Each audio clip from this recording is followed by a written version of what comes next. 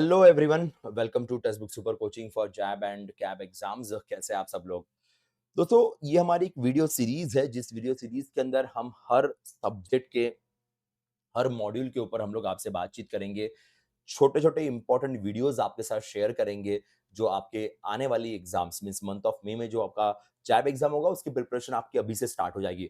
Small small 10 minutes videos और less than 10 minutes video and which will help you to get a proper understanding of certain topic. Okay, मैं ये नहीं कह रहा हूँ कि एक वीडियो में हम पूरा मॉड्यूल कवर कर रहे हैं। No, a small small topics we are going to cover for you which will be helpful to clear the exam.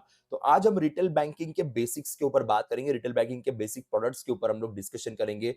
धीरे धीरे हम इन प्रोडक्ट्स के डिटेल में भी जाएंगे, बट इस वीडियो में एक स्मॉल इंट्रोडक्शन आपके लिए है।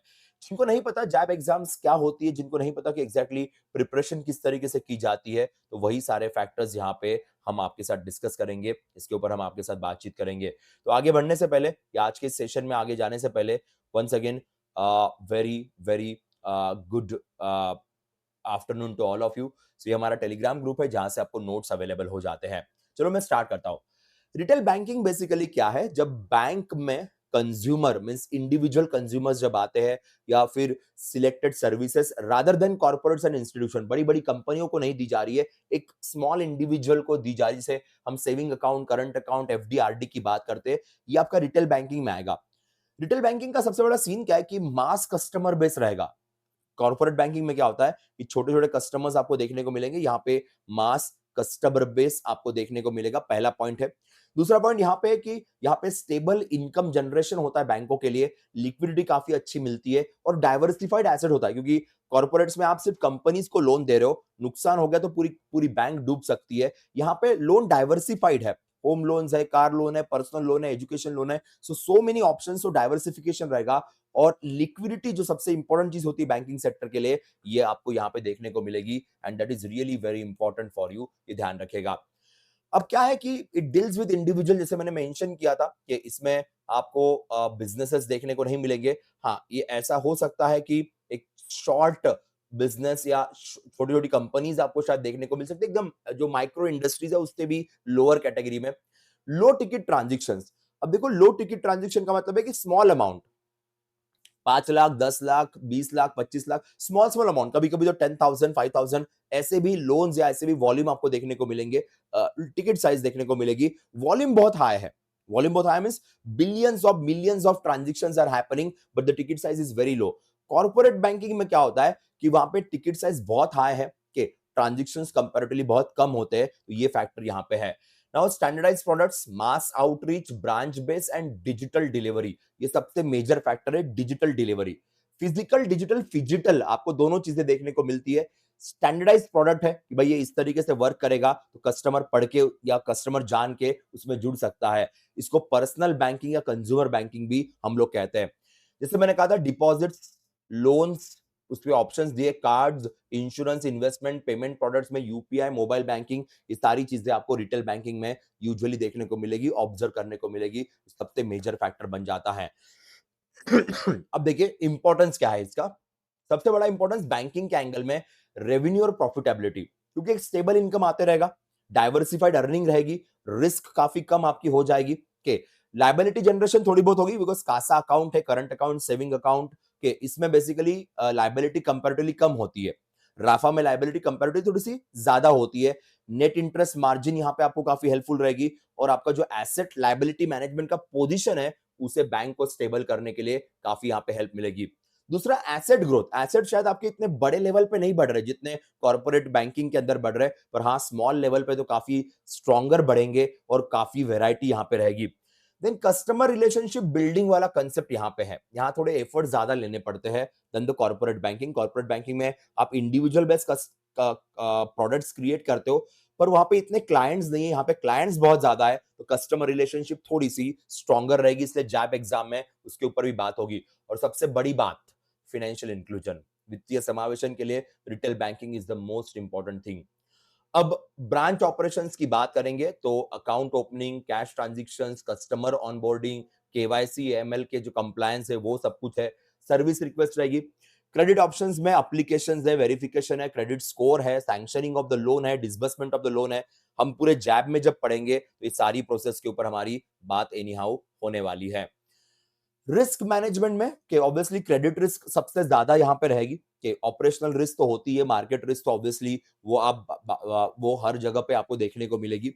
Customer service obligation is a major factor और आजकल customer service is one of the most important thing and technological operations आपके पास है। आजकल कोर बैंकिंग सॉल्यूशंस है, यूपीआई, आईएमपीएस, एनईएफटी, ये सारे फैक्टर्स भी काफी इंपॉर्टेंट रोल यहाँ पे प्ले करेंगे।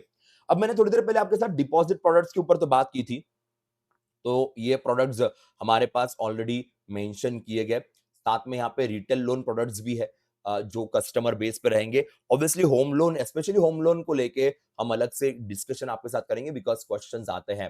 Then cards and digital payments ये भी हमारे पास है। आजकल UPI, BBPS, wallets, NEFT, RTGS, IMPS ये फैक्टर्स काफी बढ़ रहे हैं।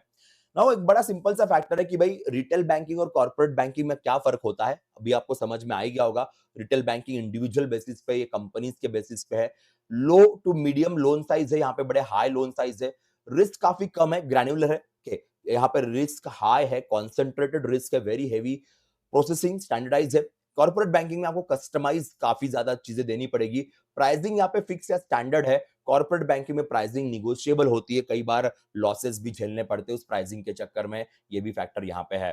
के नाउ कंप्लायंस एंड केवाईसी ये सबसे बड़ा हेडेक होता है बैंक के लिए। कंप्लायंस करो, केवाईसी पूरा करो, नहीं किए तो फिर दिक्कत हो सकती है। ये क्योंकि मास बेस है तो थोड़ी प्रॉब्लम ज्यादा होती है और आरबीआई के regulations, master directions, fair practice codes, RBI की गाइडलाइंस, पीएसएल नॉर्म्स, ये सब मैनेज करना पड़ेगा। तो इसलिए रिटेल बैंकिंग में बहुत ज्यादा ना रूल्स रेगुलेशंस आ जाते हैं। इसलिए बहुत सारी फॉरेन बैंक्स इंडिया में रिटेल बैंकिंग में काम ही नहीं करना चाहती है। इतने रूल्स एंड रेगुलेशंस, इतने सारे कंप्लायंसेस होते हैं और वो भी मास कस्टमर के लिए। स्मॉल कस्टमर के लिए रहेगा तो ठीक है, आप जल्दी कर भी लोगे। मास कस्टमर के लिए काफी इंपॉर्टेंट फैक्टर होता है। अभी डीपीडीपी एक्ट भी इंप्लीमेंट होना शुरू हो गया है data protection and cyber security के लिए, तो बैंकों को भी इंप्लीमेंट करना पड़ेगा। अभी बस कुछ दिनों पहले उसे इंप्लीमेंट करना शुरू किया, 2023 में डीपीडीपी एक्ट को बनाया गया था।